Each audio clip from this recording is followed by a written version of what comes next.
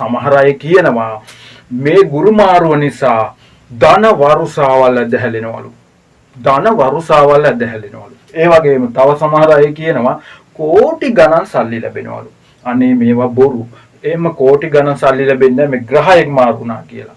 තමන්ගේ උත්සාහය උනන්දුව කැපකිරීම තියෙන්න ඕනේ. තමන්ගේ පෙරපින බලවත් වෙන්න ඕනේ. තමන් කරන දේ සාර්ථක වෙන්න. ඉතින් වරුසා, මල් වරුසා, එහෙම නැත්නම් සල්ලි වරුසා වැටෙනවා කියලා ග්‍රහ මාරුණාට වෙන්නේ නැහැ. සියලුම දෙනාට සුබ දවසක් වෙන්න කියලා ප්‍රාර්ථනා කරනවා. මම ජ්‍යොතිෂවේදී වාස්තු විද්‍යා උපදේශක උදේ වික්‍රමසිංහ. මම ඔයාලට අද කියලා දෙන්නේ මේ ගුරු මාරුව ඔබේ ලග්නෙට කොහොමද බලපෑම් ඇති කරන්නේ කියලා. දැන් ගුරු ග්‍රහතුමා මේ උච්ච වෙලා ඉන්නේ. කටක රාශිය තුල බලවත් වෙලා ඉන්නේ. ඒ නිසා මේ කටක රාශියේ උච්ච වෙන ගුරු ඔයාගේ ජීවිතේ ආලෝකමත් කරන්න, එහෙම නැත්නම් ජීවිතේ සාර්ථක වෙන්න බලපාන්නේ කොහොමද කියලා ජ්‍යොතිෂ විද්‍යානුකූලව පැහැදිලි කරනවා. ඔයාගේ හඳහන ගන්න.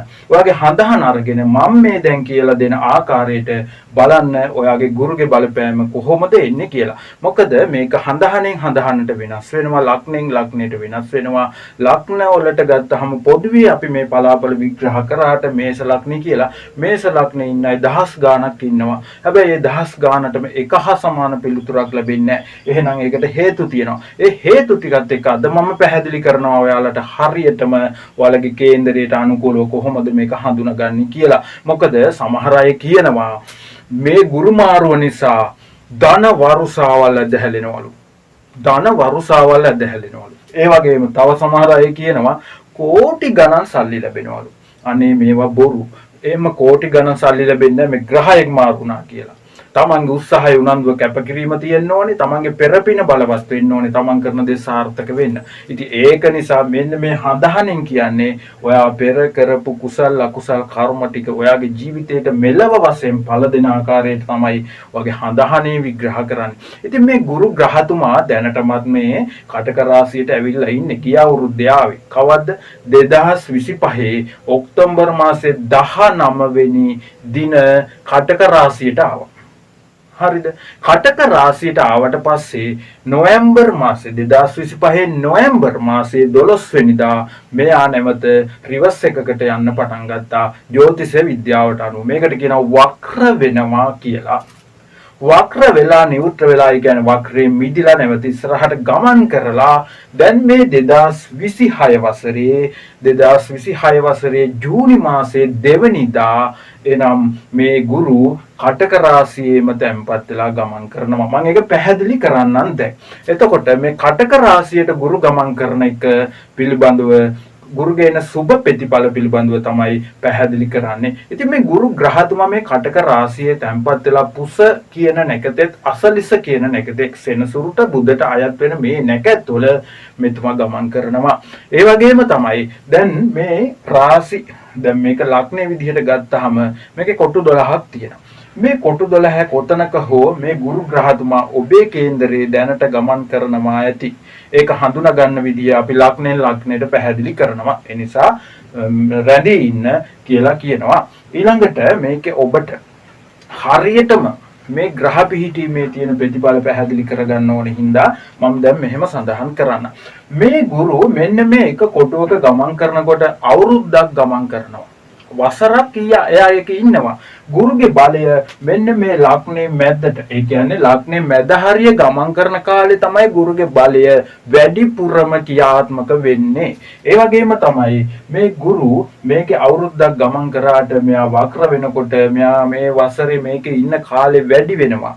කාලේ වැඩි වුණාට පස්සේ එයා ඒ වක්‍රයෙන් මිදලා ශීඝ්‍ර ගමනක යනවා. ඒ කියන්නේ මෙයා 2026 ඔක්තෝබර් 31 වෙනකොට මේ කටක රාශියෙන් මේ අයින් වෙන්න ඕනේ. දැන් උච්ච වුණාට ටික කාලයයි තියෙන්නේ. මේ අවුරුද්දේ අන්තිම කාලෙ වෙනකම් විතරයි. එහෙනම් මෙයා මේ කියන ඔක්තෝබර් මාසේ 31 වෙනකොට මෙයා කටක රාශියෙන් සිංහ රාශිය බලා යන්න ඕනේ. එහෙනම් මේ ගුරුට මතක තියාගන්න හැම රාශියක්ම සුබ නැහැ. ඒ වගේම උච්ච රාශි තියෙනවා, මිත්‍ර රාශි තියෙනවා, සතුරු රාශි තියෙනවා, නීච රාශි තියෙනවා, නොයෙකුත් රාශිවල ගමන් කරනකොට යාගේ ශක්තිය විවිධාකාරව විහිදුව යවනවා. එහෙමනම් මෙන්න මෙතනදී මේ කටක රාශියෙන් උච්ච වෙනකොට කටක රාශියෙන් 7 වෙනි රාශිය වෙන විශේෂයෙන්ම මකර කියන රාශිය තුල මෙන්න මේ කුජ ග්‍රහතුමා නීච වෙන්න පුළුවන්. නීච වෙනවා. ඒ නිසා නීච තත්ත්වයටපත් වෙනවා මකර රාශිය තුල. ඊළඟට තමයි මේ සිකුරට අයත. සිකුරු මේ සතුරුයි. ගුරු සමග සිකුරු සතුරු. එනස සිකුරුගේ රාශි දෙකක් තියෙනවා. ඒ මොකද්ද? උසඹ රාශිය සහ තුලා රාශිය. උසඹ රාශිය සහ තුලා රාශිය තුල මේ සිකුරු සතුරුව ගමන් කරනවා. ඒ වගේම බුද්ධගේ රාශි දෙකක් තියෙනවා. කන්‍යා රාශිය සහ මිථුන කන්‍යා කියන රාශි දෙකෙත් මෙන්න මෙයා සතුරුව ගමන් කරනවා. ඒ වගේම තමයි මෙතනදී මතක තබා ගන්න ඕනේ. මම මෙයා පැහැදිලි කරලා දෙනවා. හරියටම ඔයාගේ කේන්දරයට අනුව නැතුව මේ ධන වර්ෂාවල් වටලා මෙහෙම වෙන්නේ නැහැ. ඒක මම පැහැදිලි කරලා දෙන්නම්. ඊළඟට මෙතනදී මතක තිබා ගන්න ඕනේ තමයි මේ ග්‍රහ පිහිටීමට අනුකූලව මෙතනදී ඊළඟට මෙයාට සුබ මිත්‍ර රාශි තියෙනවා. සිංහ රාශිය එහෙම ගමන් කරනකොට මිත්‍ර ඵල ගෙනත් දෙනවා. කටක රාශිය උච්ච වෙනකොට මේෂ රාශිය උච්චික රාශිය එහෙම මිත්‍ර ඵල ගෙනත් දෙනවා. ඒ කියන්නේ සුබ ප්‍රතිඵල දෙනවා. ධනු රාශිය සහ මීන කියන රාශිය මෙයාට සුවක්ෂේෂ්ඨ මෙයාගේ නිවහනේ ගමන් කරන කාලය බවට පත් වෙනවා. ඉතින් මේක පැහැදිලි කරන්න දැන් යන්නේ ඔයාගේ ලග්නෙට කොහොමද කියලා. එහෙනම් චුට්ටක් ඉන්න මෙන්න මේ දේ කරන්න. මගේ channel එක එහෙම නැත්නම් මේ YouTube නාලිකාව ඒ වගේම Facebook එක මගේ ඉස්සරහට ගන්න ඕනේ. ඉතින් ඔයාට තියෙන පුංචි උදව්වක් වගේ ඉල්ලන්නේ මේ වීඩියෝ එක ඔයා බලලා පුළුවන් නම් දැම්මම මේක subscribe කරන්න, ඒ වගේම තව කෙනෙකුට බලන්න share කරන්න, like එකක් දාන්න, bell icon එක ඔබන්න. එතකොට ඔයාට ඊළඟ වීඩියෝ එක බලන්නත් පුළුවන්. මොකද මේ නාලිකාව ඉස්සරහට ගන්න ඔයා මට උදව් කරොත් මට මේකෙන් තව ඉස්සරහට වීඩියෝ දාන්න ශක්තියක් බවට පත් වෙනවා වගේම උවමනාවක් හැදෙනවා. මොකද ඔයා මේක බලලා ඔයාගේ සහයෝගය ලබා දෙනවා කියලා කියන්නේ ඒක ඔයා මට කරන ලොකු උදව්වක් හැටියට තමයි මම සලකන්නේ. මොකද සැබෑ දේ හරි දේ සමාජගත කරන්න ඕනේ. බොරුව තමයි අද හැමතැනම තියෙන්නේ. හඳහන් බලන කෙනෙකු ගොඩක් අය කරන්නේ. ඕක ඒ නිසා මේ ධන වරුසා, මල් වරුසා, එහෙම නැත්නම් සල්ලි වරුසා වැටෙනවා කියලා ග්‍රහ මාරු වුණාට වෙන්නේ නැහැ. ඒක ඔයාගේ ලග්නෙට දැන් මම පැහැදිලි කරනවා. ඒ නිසා අපි බලමු කොහොමද ඔයාගේ ලග්නෙට කියලා. ගුරු මාරුව මේස ලග්නේ උපන් ඔබට කොහොමද බලපාන්නේ කියන එක දැන් පැහැදිලි කරලා දෙනවා. මේ ගුරු කියන්නේ මං කියවනේ මෙයා ලෞකික පැත්තට බර නෑනේ. මෙයා අධ්‍යාත්මික ගහයෙක්. ඥාන ශක්තිය, බුද්ධිය ඇති කරන ගහයෙක්. ඒ නිසා මේ ගුරුගේ මාරුව මේස ලග්නේ උපන් ඔබට බලපාන්නේ මෙන්න මේ විදිහට. හැබැයි ඔයාගේ කේන්දරේ චුට්ටක් අතට ගන්න ඕනේ. එතකොට තමයි මට මේක ලේසි වෙන්නේ. එතකොට ඔයාට පුළුවන් මේ මං කියන එකත් එක්ක අධ්‍යයනය කරලා බලන්න. ඔයාට මම මේ කියන දේත් එක්ක ඔයාට වටහා ගන්න පුළුවන්. ඔයාට මේ ගුරු මාරුව මේ අවුරුද්ද ඇතුළත මොන වගේ දේවල් සිද්ධ වෙයිද කියලා. හරි. මේ මේසෙන් ඉපදුනා නම් මේස ලග්නේ කරගත්තු ඔබේ ලග්නාධිපති වෙන්නේ කුජ ගහතුමා. කුජ කියලා කියන්නේ මෙන්න මෙහෙම කූ අකුර ලියලා ඇති. ඒක තමයි වාගේ ලග්න ආධිපති. ලග්නේට අධිපති ග්‍රහතුමා. ලග්නේට අධිපති. දැන් ගුරු ග්‍රහතුමා මේ ලග්නෙන් 4 වෙන්නේ මේස. මේක ගණනය කරන්නේ මේ විදිහට මේස, උසඹ, මිථුන, කටක. එහෙනම් මෙන්න මේ කටක කියන 4 වෙනි ස්ථානයේ මම දැන් පෙන්නන්න මෙන්න මේ 4 තමයි ගුරු ඉන්නේ. 4 වෙන්නේ ගුරු ඉන්නවා. ගුරු 4 වෙන්නේ ඉන්නකොට මේ 4 වෙන්නෙන් කියන කාරණා වලට බලපෑම් ඇති කරනවා. 4 වෙන්නෙන් කියනවා මෙන්න මේ හදවත, පපුව. ඒ කියන්නේ අපේ හිත හොඳකම, මනුස්සකම, යහපත් ගති ගුණ පෙන්වුම් කරනවා. දේපල, ඉඩකඩම්, වස්තුව ගැන කතා කරනවා. මව ගැන කතා කරනවා. ඒ වගේ අපේ මානසික ගුණධර්ම මෙන්න මෙතනින් කතා කරනවා. එහෙනම් ගුරු ග්‍රහතුමා මෙතෙන්ට පැමිණීම යහපත්. හැබැයි ජ්‍යොතිෂයේ සමහර තැන්වල මේ අසුබයක් විදිහට ගත්තට ගුරු මෙතනට පැමිණීම මධ්‍යස්ථ ප්‍රතිඵල උදා කරනවා. ඒ නිසා මම ඒක පැහැදිලි කරන්නම් ඉස්සෙල්ලාම. මේ ගුරු මෙතෙන්ට ආවට පස්සේ මෙයා මෙතන ඉඳන් මෙයාගේ දෘෂ්ටිය, බැල්ම, බලය විහිදෝන තැනක් තියෙනවා, තැන් 3ක්. ඒ තමයි මෙන්න මේ 8 වෙනි කොටුව. මේ මම රවුන්ඩ් කරලා තියෙන්නේ. මෙන්න මේ 8 වෙනි කොටුවට ගුරුගේ පැමිණීම සිද්ධ. මේ ගුරුගේ බලය එවනවා. ඊළඟට මෙන්න මේ 10 වෙනි ස්ථානයට එවනවා. රැකියාව ගැන කතා කරන එතෙන්ට එනවා. ඊළඟට මෙන්න මේ 12 වෙන්න කතා කරන මේ 12 වෙන්නට බලය එවනවා. එතකොට මෙන්න මේ ගුරුගේ පැමිණීම නිසා මෙන්න මේ කියන ස්ථාන තුල සමුද්ධිමත් වෙනවා, ශක්තිමත් වෙනවා, යහපත් වෙනවා. මොකද ගුරු උච්චයිනේ. ගුරු උච්ච වෙලා බලවත් වෙලා ඉන්නවා. එතකොට මේ කාලේ මේ ගුරුත් එක්ක ගමන් කරනකොට අපි බලන්න ඕනේ විශේෂයෙන්ම සෙනසුරුගේ තැන කොතනද කියලා. මේ සෙනසුරු ගමන් කරන්නේ දැනට මෙන්න මේ ඔයාගේ 12 වැනි ස්ථානේ. 12 වැන්නේ සෙනසුරු ගමන් කරන ඔයාට මේ දවස්වල ලග්න ඒරාෂ්ටකයක් තියෙනවා. ලග්න ඒරාෂ්ටකයක ආරම්භයක් තියෙනවා. 2032 වෙනකන් ලග්න ඒරාෂ්ටකේ පවතිනවා. ඒ වගේම තමයි බැරි වෙලා හරි මෙන්න මේ කොටුවේ. ඒ කියන්නේ මේ 12 වෙනි කොටුවේ, 11 වෙනි කොටුවේ. එහෙම නැත්නම් ලග්නේ සඳු එහෙම ඉන්නවා නම් මොකද වෙන්නේ? චන්ද්‍රයා ඉන්නවා නම් මේක ජන්මේ රාෂ්ටකයකුත් තියෙනවා. ලග්නේ රාෂ්ටකය, ජන්මේ රාෂ්ටකය. හැබැයි මේ රාෂ්ටක තියෙනවා කියලානේ බය වෙන්න එපා. මේ තුල තියෙන පෙර කරපු අකුසල් කුසල් කර්ම ඒ රාෂ්ටකයක් නරක දසාවක්, අතුරු දසාවක්, සූසම දසාවක් ආදි වශයෙන් ගමන් කරනවා කියලාම කියන්නේ ඔයාගේ පෙර අකුසල් කර්ම ක්‍රියාත්මක වෙනවා කියන එක. ඒ වෙලාවට මෙහෙම ග්‍රහ පීඨීම් තියෙනවා නම් අනිවාර්යෙන් සඳු ඉන්නවා නම් මේ 12 වැන්නේ 11 වැන්නේ ලග්නේ හදහන චුට්ටක් අනිවාර්යෙන් බලා ගන්න ඕනේ. මම නම්බරේ දාන්නම්. ඔයා ඒකට කතා කරන්න හදහන බලා ගන්න. ඒවට අවශ්‍ය පිළිවෙත් කරගෙන මේ අකුසල් කර්ම දුරු කරගන්න, යටපත් කරගන්න හිතා ගන්න ඕනේ. ඒ වගේම ඒවා ගැන අවබෝධයෙන් ජීවත් වෙන්නත් ඕනේ. එතකොට අපිට ඒවා මගහරව ගන්න පුළුවන්කම තියෙනවා. හරි, දැන් අපි කතා කරමු මේ ගුරුට. දැන් ඔයාගේ උප්පත්ති කේන්දරේ ඊළඟට බලන්න ගුරු කොහෙද ඉන්නේ කියලා. ගුරු ඉන්න තැන හරි වැදගත්. උපන් කේන්දරය. ඒකයි මම කිව්වේ අර මුලින් මේ එක ලග්නයක ඉපදුනාට ඒ ලග්නයෙන් දහස් ගාණක්, ලක්ෂ ගාණක් මිනිස්සු ඉන්නවා. එතකොට එයාගේ එකින් එක්කෙනාට වෙනස් වෙනවා මේ ස්වභාවය. ගුරු 4 වෙන්නට ආපු ඵලයටම නෙමෙයි. එහෙනම් ඒකට පෞද්ගලිකව ඒ හඳහන ඒ කෙනාගේ බලා ගැනීමෙන් තමයි ඒක හරියට හඳුනා ගන්න පුළුවන්කම තියෙන්නේ. ඉතින් මේ ගුරු මේස උසඹ. එතකොට මෙන්න මේ සිකුරුගේ රාශියේ මෙන්න මේකෙන් ගුරුට සුබ නැහැ. කියන්නේ උසඹ රාශිය මිතුන මෙතන වැටෙන්නේ. ඒ කියන්නේ මම මෙහෙම කියන්නම් කෙටියෙන්ම. ඒක ලේසි. දෙවැන්නේ තුන්වැන්නේ, ඒ වගේම 6 වැන්නේ, 7 වැන්නේ මෙතනට රැකියා ස්ථානයේ නීච වෙනවා. මේ තැනක ගුරු ඔයාගේ උපන් කේන්දරයේ හිටියොත් ගුරු ඒ තරම් සුබවාදීව නැහැ. ගුරු දුර්වලයි.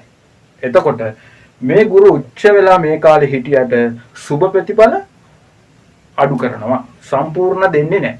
හැබැයි ගුරු වෙනත් රාශියක හිටියොත් එහි ඵල වැඩි කරනවා. විශේෂයෙන් මෙන්න මේ 8 12 අවම වේ කරනවා. ඉතින් මේක හඳුනා ගන්න ඕනේ. හරි, ඊළඟට මේ ගුරු මෙතන ඉන්නකොට විශේෂයෙන්ම මම කියන දෙයක් තමයි ඔයාගේ gedara dora වැඩ කටයුතු.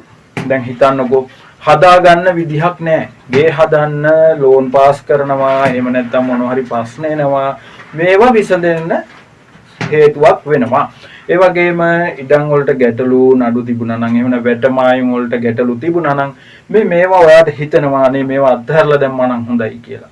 මොකද සමහර වෙලාවට හිතෙනවා නඩු කියනවා කියලා. නමුත් මේ ගුරුගේ මේ කාලේ මෙතනට එනකොට ඔයාට ඥානයක් දෙනවා, නුවණක් දෙනවා මේ ධාර්මික පැත්තට, යහපත් පැත්තට. ඒ නිසා තව කෙනෙක් රිදවන්න මේ කාලේ ඔයා උත්සාහ කරන්නේ කෙනෙකුට පිහිට වෙනවා, මිනිස්සුන්ට පිහිට වෙනවා, සමාජයට පිහිට වෙන වැඩමයි කරන්න උත්සාහ කරන්නේ. gedara dorata, gedara අයට අනුකම්පා කරනවා, gedara අයට උදව් කරනවා, gedara අය සමග සතුටෙන් සමාදානව කටයුතු කරන කාලයක් බවට පත් වෙනවා. ඒ වගේම ඔයාගේ රැකියා ස්ථානයේ බලය පතුරවන නිසා රැකියා ස්ථානයේ යහපත් බවක් ඇති වෙනවා. ඒ වගේම රැකියාවේ තිබුණා නම් මේ මොන හරි බාධක කම්කටොළු, ඒ වගේම රැකියාවේ සතුරු බලවේග තිබුණා නම් මේගොල්ලෝ ගොඩක් වෙලාවට ඔයාට මේ ඒවෙන් දුරු වෙන්න හේතුවක් බවට පත් වෙනවා. හැබැයි කලකිරෙන ස්වභාවයක් තියෙනවා. මේ ගුරු බලවත් වෙනකොට කලකිරෙනවා ජීවිතේ. ඒකට හේතුව ලෝකෝත්තර ගහයක්නේ. දකින්න දේවල් වලින් ඔය ආධ්‍යාත්මික පැත්තට ඔයගේ මනස හැම වෙලෙම යනවා. මේක ලෞකික නැත්te යන්නේ ඒකයි. ධන වර්ෂා නැහැ කිව්වේ ඒකයි. මෙතනදී මතක තබා ගන්න සිකුරු නම් ඔන්න ලෞකික පැත්තට බාර කරනවා. හැබැයි මෙතනදී ගුරු ගහයා එහෙම කරන්නේ ඔයාට රැකියාවේ ප්‍රශ්නයක් ආවා, සමහරට ඒ රැකියාව වෙන කෙනෙකුට දීලා ඔයා එතනින් ඉවත් වෙලා ඔයා වෙන රැකියාවකට යන්න පුළුවන්. ඒ වගේ ධාර්මික පැත්ත හැම වෙලෙම වැඩි කරනවා. ඒ නිසා ඒ ස්ථානවල ආයතනවල අය ඔයා කෙරෙහි පැහැදෙනවා, ගෞරව නම්බුනාම වගේ දේවල් ඔයාට ලැබෙන්න පුළුවන් කාල පරිච්ඡේදයක් මේ ගමන් කරන්නේ. ඒ වගේම තමයි මෙන්න මෙතන බලන්න 8 වෙනි ස්ථානයේ යනවා නම් විවාහයෙන් දෙවැන්න ධනය ගැන කතා කරනවා. විවාහ ජීවිතය හා හවුල් සමගිය වගේ දේවල් වලින් වැඩ කටයුතු කරන ඒවා. ඒ වගේම හිතන්න මෙහෙම ඔයා ටිකක් වෙනදා වාහන පදිනවා කලබලයට ඒ රාස්ටකේකුත් ගත කරා. ඒ වගේම ගැටලු ඒවත් එක්ක යනකොට මෙන්න මේ කාලේවා අනතුරු වලින් බේරෙන්න හේතුවක් වෙනවා. ඔයාගේ ගමනේ තියෙන මානසික නිරවුල්භාවය නිසා. ඒ නිසා වෙනදා තිබුණු කලබල ගතිය නැතුව අනතුරු සිද්ධ කරගන්න එක අඩු වෙනවා. ඔයාට ඒ කාලේ යහපතක් වෙනවා. ඒ වගේම තමයි මෙන්න මෙතන ගමන් කරනවා 12 වෙනි විදේශගත වීම ගැන කතා කරනවා. ලෙඩ ඇඳ ගැන කතා කරනවා. නොයෙකුත් ඍණාත්මක පැත්ත කතා කරනවා. ධනය වියදම් වීම ගැන කතා කරනවා. ඉතින් මේවා ඔයාට ඥාණය පහදනවා. නුවණ පහදනවා. මුදලක් වියදම් කරන්න ගියාම පරිස්සම් වෙන්න තියෙන තැන වැඩි. පිනට යොමු වෙන තැන හැබැයි වැඩි. පිනට වියදම් කරනවා වෙන අනවශ්‍ය දේවල් වලට වියදම් කිරීම පාලනය වෙනවා. ඒවා විදේශගත වෙන්න හිතන් ඉන්නවා නම් ඒවා සාර්ථක වෙනවා. ඒවට හිත යනවා උනන්දු ඇති වෙනවා. එහෙන් විදේශින් ඔයාට සපෝට් එකක් ලැබෙනවා. ඒ වගේම තමයි මෙතනදී ගත්තාම ලෙඩ හොඳ වෙන්නේ නැති රෝග තියෙන අයට බෙහෙත් කරත් හොඳ වෙන්නේ නැති අයට රෝගවල ගුණයක් දකින්න පුළුවන් මේ කාලේ විදකම් කරනකොට ගුණඵල වැඩි. ඉතින් මෙන්න මේ වගේ ගොඩාක් විස්තර මේ හඳහන තුල මේ ගුරුගේ ග්‍රහ මාරු නිසා මේස ලග්නයට දකින්න පුළුවන් කියන එක පැහැදිලි. හැබැයි දේපොළ වල යම් ගැටලු වෙන්න පුළුවන්. හැබැයි එහෙම නැත්නම් වෙනත් විදියකට ගැටලු වෙන්න පුළුවන්. ඒ ඔයාට හැම වෙලෙම එහෙම ඇති වෙන්නේ වගේ අධ්‍යාත්මික ගුණය වැඩි දියුණු වෙන්න සහ ඔයාට ඒවෙන් කලකිරිලා අර අත්හැරීම කියන පැත්තට බාර කරන නිසා. ඒකට ඒ නිසා ගැටලු හදාගන්න එපා මේ කාලේ නරක වුණානේ කියලා. නමුත් ඒක වෙන්නේ එහෙමයි. එතකොට ඒ අනුකූලව ඔයාගේ ගමන සාර්ථක වෙනවා. ඉගෙනීම් පැත්ත සාර්ථක වෙන්න ඉගෙනීමට ශක්තිමත් භාවය වැඩි කරනවා. අලුත් විදියට හිතන්න, පතන්න ඥාන යෝග පහල කරනවා මේ මේස ලග්නෙන් ඉපදුණු ඔයාට. එහෙනම් ඔයාගේ හඳහනට අර විදිහට කිව්වට ඒ රාෂ්ටක තියෙනවා නම් සැලකිලිමත් වෙන්න කියන එකත් පැහැදිලි කරමින් අපි ඉතුරු ලග්න ගැන කතා කරනවා. ඔයාට මේ වීඩියෝත් බලන්න පුළුවන්. එහෙනම් ඔබට සුබ දවසක් ප්‍රාර්ථනා කරනවා.